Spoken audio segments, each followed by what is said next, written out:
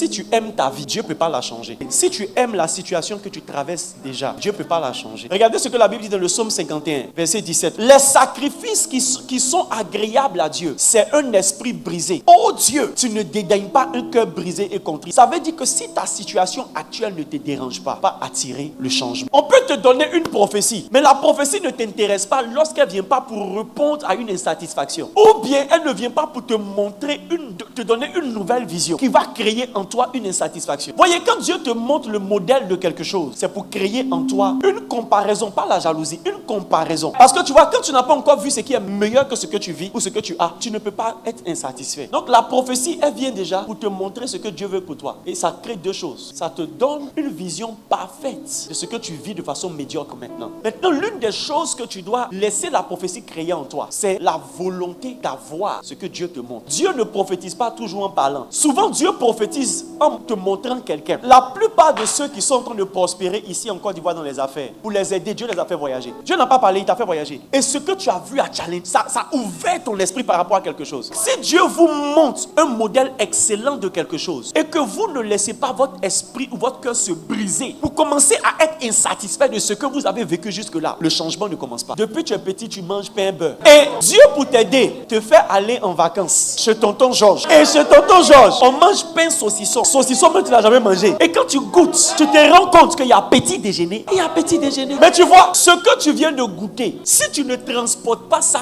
comme un esprit brisé, ton cœur ne va pas s'ouvrir pour la nouvelle chose. Je ne suis pas en train de t'encourager à la convoitise. Je suis en train de t'encourager à accepter que si Dieu te montre un meilleur modèle, c'est qu'il se pourrait qu'ils soient en train de te montrer ce que tu dois aspirer à devenir. La Bible dit un peuple sans révélation est un peuple sans frein. Ça veut dire que quand tu n'as pas de vision, tu n'as pas de rêve, tu ne sais pas comment orienter ta vie ou focaliser ton énergie. L'erreur à ne pas commettre, c'est de marcher par convoitise. Parce que même dans la révélation, il y a la précision de la révélation. C'est ce qu'on appelle le plan de Dieu ou la destinée. Tu peux voir beaucoup de choses, mais toutes ces choses ne sont pas pour toi. Dieu n'a pas pu changer nos vies, vous savez pourquoi? Parce qu'on est trop à l'aise dedans. Dieu ne veut pas te choquer, il ne veut pas te forcer à faire quelque chose. Si quelqu'un qui n'est pas préparé à la richesse gagne à la loterie aujourd'hui et qui gagne 20 millions, donnez-lui juste 2 mois ou 3, il va revenir à moins 20 millions, il sera endetté. Vous savez pourquoi? Parce que Dieu ne donne pas la richesse à quelqu'un qui n'a pas la sagesse de la richesse. Il y a des choses que Dieu ne fait pas pour te choquer. Ça va te tuer. C'est comme la gloire prématurée. Dieu nous allume pour nous élever. Si on ne t'a pas encore vu,